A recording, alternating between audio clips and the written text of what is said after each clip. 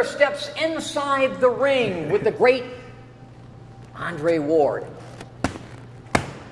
First off, you mentioned that you first saw my show back in the day with Floyd Mayweather, another pretty good fighter. We shot it right here, and he said, I'll never forget, he was right over there at the speed bag, he said, so much of what I do, actually most of what I do, is right here in the gym. Preparation. How about for you? I mean, that's everything, you know. In order to do what you do under the lights for a big fight, you got to have not just preparation, but the right preparation. You know, me and my coach, we do a lot of drills, working the same stuff over and over and over for a particular fighter that we're going to fight. You know, just the basics, man. We're always perfecting the basics. In terms of the basic, there is no more basic than the jab. In your case, the left jab, which I feel the most important punch in boxing. What do you think? I agree. A jab can set up a lot for you, and a jab can also get you out of a lot of trouble. You get hit with a big shot and you're hurt, that jab can keep a guy off of you and keep him out of range, and it also allows you can win around with a jab if you know how to use it. So the jab is just it's a lost art today. Distance, leverage, timing, a lot of that is set up with the jab. One of the things I love that you do is you fence with it, you know, to get that distance. Give us a little illustration here of Andre Ward's jab, fencing, setting up. Well, I'll give you an example, even with a southpaw. You turn this way for a second. When I fought Chad Dawson, it allows me to touch him, feel him, and then boom, come over the top at the same time. And he doesn't know if I'm gonna parry with it or if I'm gonna feint and come over the top. So this is just something that allows me to not only get in range to punch, but it allows me to get out of range. Throw a punch at me. Then out. Control you with this. Can move you. Can block with it. And keep this here. If I got my right hand up to protect from a hook, you can throw whatever you want to throw. I'm in here. See, Floyd Mayweather does a shoulder roll. He's got this up to protect from a hook. And he's got this shoulder, throw the right hand. Sometimes he'll roll. He's perfected that. Yeah. I was always taught to use this. So when you throw a right hand at me, throw a right hand, and here, and counter, boom. I can, boom, make it real discouraging for you to want to punch. Yeah. If I don't want you to hit me. By the way, since we're on that topic and so many of the young fighters have picked up off that, it's great defensively. But I think that style, that Philly crab, I think it minimizes your offense. Yeah. Your thoughts? Well, you just got to know when to use it. Now, if I want to rest in a round, that's when I go to what we call my prevent. You just called it the Philly crab, where I got this hand up and I'm controlling you. Or if I got a big, strong, aggressive guy, and this is what Larry Holmes did. First couple rounds, I don't need to do nothing but really just jab and just control you. And one punch that I stole from Floyd Mayweather that he originated was the jab to the stomach. Right to solar plexus. Put both your hands up. Guys are not ready for the jab to the stomach. I can look a guy right here, boom, hit him in the stomach. That's a body shot, but it's at long range. I don't have to be in close and be susceptible to short shots myself. I can be long range the first 2 rounds, boom, give me that air. Steal air from them. Boom, it's stabbing them in their gut. That's also slowly breaking them down. I love that term, and it shows you're old school because even though you're only 29, Mike McCallum used that thing, you know, stabbing, and that's an old school term. But that thing to the body, it can paralyze a guy momentarily as well. It's going to drain you, but then off of just beating you up slowly, now I can bring something off of the jab. I can take you here, and I've hit you there 3 or 4 times, fake, boom, come with the hook. Or if I still want to beat you up with the jab, I can feint, boom, come with the jab.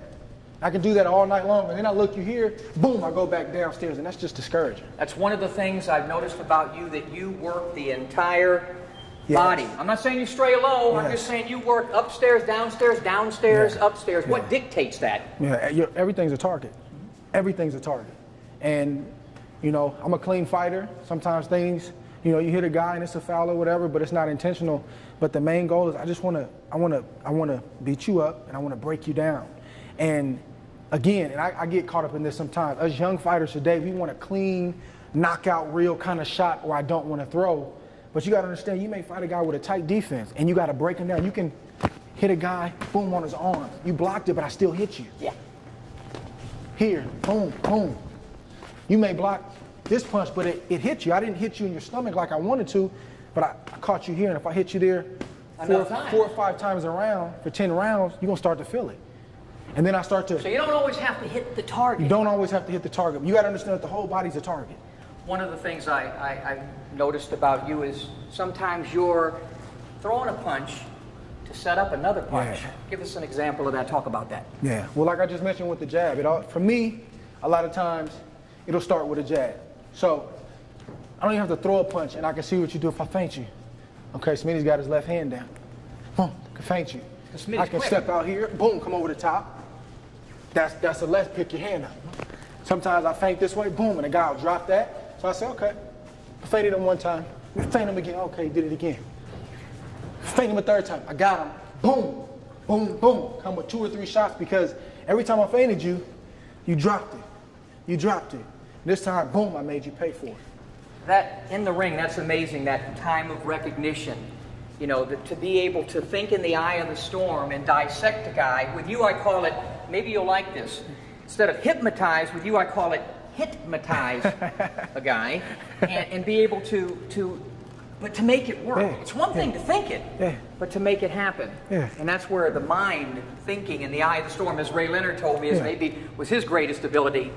Talk about in a boxing ring, my opponent has a game plan. I have a game plan. But the goal is to let you know that this is my ring. We're going to fight under my terms, and I'm going to implement my game plan right away. And there's going to be some resistance, but I got to do what I have to do to take control of the ring. This is your house. And one of the ways you control it, too, is you talk about technical aggression. Talk about the Chad Dawson fight, since it was the last time you were in. The ability to, and I'll call it bum rush, but with technical skill. And you did that with him. You did not let him relax. You jumped on him, threw 3 combinations, and you finished with the left hook most of the time. Talk about being able to, let's call it bum rush, but with technical skills. Well, it's just being physically strong. Mm-hmm. So some people, they don't know how to categorize my style. So they'll say, oh, he's got speed, or he's a good boxer. But you know, I'll use the phrase that Bruce Lee used before. I'm formless. I'm gonna be whatever I need to be. So one thing that people underestimate with me is they get ready to fight, and the cat is out of the bag right now, but they train to just fight a boxer, but the next thing they know, boom, I slipped up inside of them, and I can push them back, and I can beat on them. Here, boom, they throw, I can block, come, boom, boom, boom, hit you 3 times. Like with Chad Dawson, we just kept pushing them back. The next thing you know, I'm up on you again, but I'm hitting you with short shots. Bang, bang, bang. And no time to react. Bang, bang. Getting you out the way. Then we start all over again. Take you back to deep water. Let you think about what just happened. And then I'm right back again. And it just keeps going on until you break down. And then all of a sudden, boom, boom, like with Chad, and the shot gets through.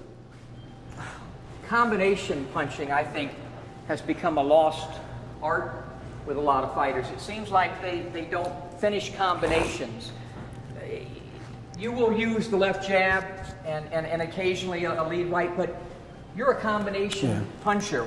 Why is that so important? See, I thought I was a combination puncher too, until Verge told me otherwise. He said, guys like you, guys like Floyd Mayweather, and even Bernard Hopkins, you're a pick'em type fighter. So you'll use a combination to get a guy out of there. He said, but you'll pick a guy. Bing, bing, bing, bing. 3 shots, walk off. Old bing, school. pick you. Bing, bing, bing.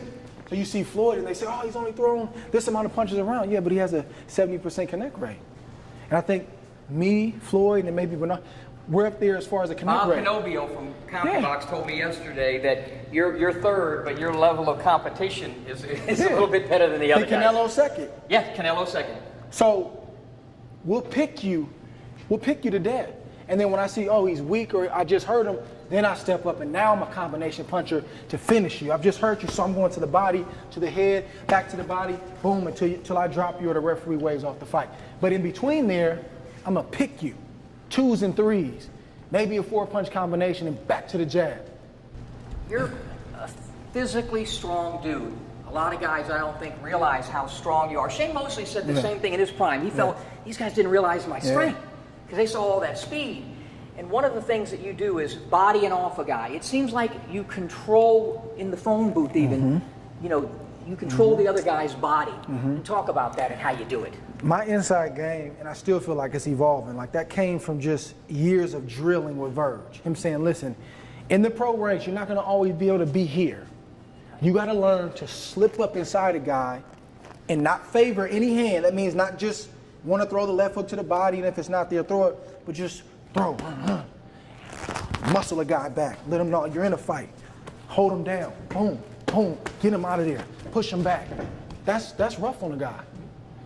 And then it happens maybe a minute and a half out of each round where I'm pretty, then I'm brutalizing you, getting you off you, holding you up, hitting you with that straight right to the body like I want. Boom. I see your liver's open. Boom, boom. Like, that's what it's about for me. It's, man, he's fencing me right now. Boom, he hit me with a quick shot. Now he's bullying me. It's just so many things going on in the course of a round, it's hard to deal with. Not only are you thinking about what's going on up top in your combinations, but you're also, your feet are pretty quick. Yes. And maybe that's that running back and safety Yes. that I heard you played in football. Yeah.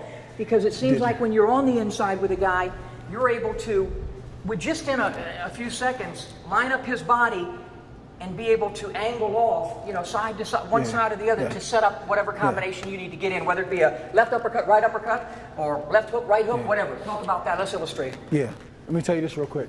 These days, a lot of fighters are taught hands first. They never look at their feet. Just throw a jab. They're teaching the kid how to box. I was taught feet first. Learn to use your feet with the jab. So that way, throw at me. Just throw a combination. Control you with my feet. I don't have to throw a punch. I'm making you use your feet. And all of a sudden, I'm back up inside, and we're going to fight the fight I want to fight. Now, in the center of the ring, I don't even have to move that much. It's inches, but it starts with my feet, not my hands. Here. Throw a jab. Here. Boom. Got you. I'm off.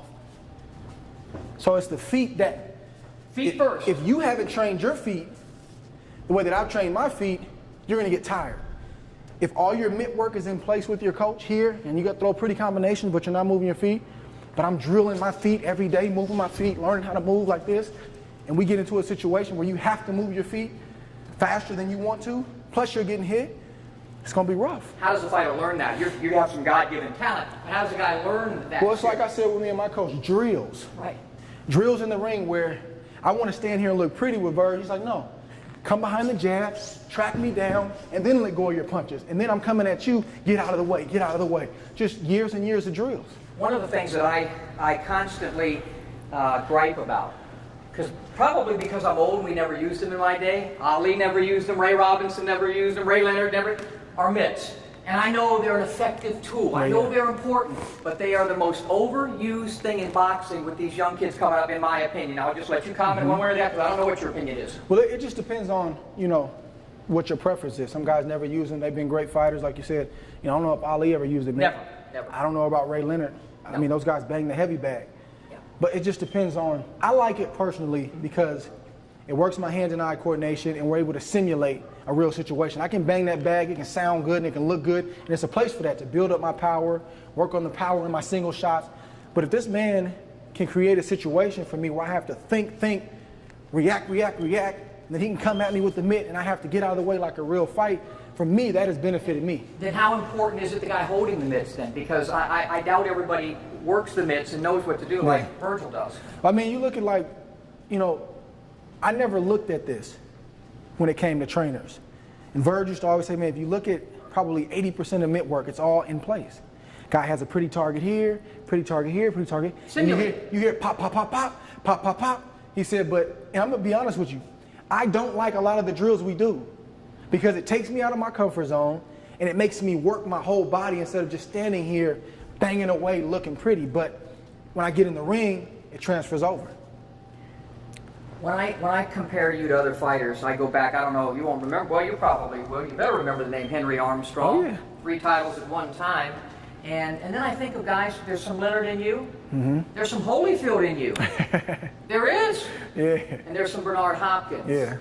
The total package. Yeah. What do you think about those names? I've watched all those guys. you know, every single one of those fighters you mentioned, I've watched, I've studied, and I don't intentionally take from them, but I mean, watching them long enough, you take from them. And I've never wanted to be a guy who had one style where, you know, hey man, Andre's a good boxer, but if you pressure him and bully him back, you'll get him. Or hey, he's a good brawler, but if you box him, you can outbox. I wanted to be an all-around guy, and that's what I'm developing into being. Is, man, I can fight a tall, rangy southpaw like Chad, but I can also fight, you know, a rugged guy like Abraham or Miranda. Like that's the fighter that I always wanted to be, an all-terrain fighter in this ring where I'm comfortable. If my back is to the ropes and you're coming at me, I know what to do.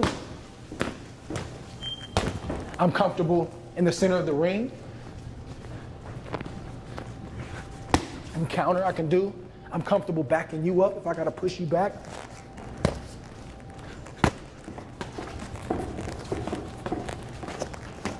I'm comfortable. This whole ring, I wanna be comfortable. I don't wanna have an area that makes me nervous. Is it important for you to go down as one of the great fighters of all time? Personally, it is. I mean, when I got into the sport of boxing, my goal was to be one of the greatest that ever did it. That's my goal. And I think that's any fighter's goal who's competitive. And I want to have a Hall of Fame worthy career. Well, we waited about 3 years to get this done, but it has been our pleasure, and more importantly, my pleasure, to step inside the ring with one of the greats, Andre Ward. Thank you. Smitty, I appreciate you, man. Thank you.